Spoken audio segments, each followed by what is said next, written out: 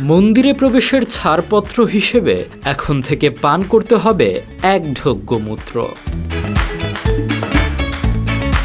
ভারতের অন্যতম পবিত্র তীর্থস্থান গঙ্গোত্রী মন্দিরে দর্শনার্থীদের জন্য এমনই এক অদ্ভুত নিয়ম পাকাপোক্তভাবে চালু করা হয়েছে। ভেতরে ঢোকার আগে প্রত্যেককে গিলতে হবে পঞ্চগব্য নামের এক মিশ্রণ।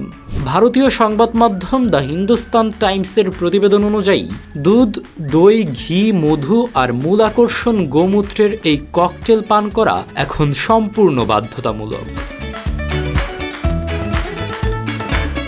মন্দির কমিটির সোজা হিসাব, এই মিশ্রণ যারা হাসি মুখে খাবে তারাই আসল ভক্ত, আর যারা নাক সিটকাবে তারা নিশ্চিতভাবেই অবিশ্বাসী।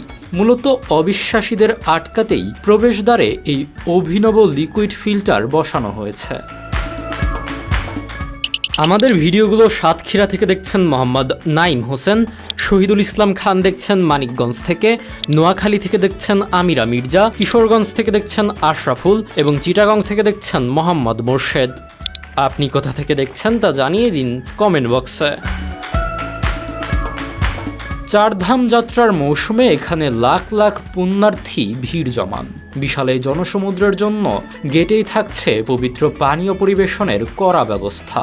বাবা রামদেবের জাদুকরী গুণের প্রচার করলেও চিকিৎসা বিশেষজ্ঞরা বরাবরই এর স্বাস্থ্য ঝুঁকি নিয়ে সন্দিহান।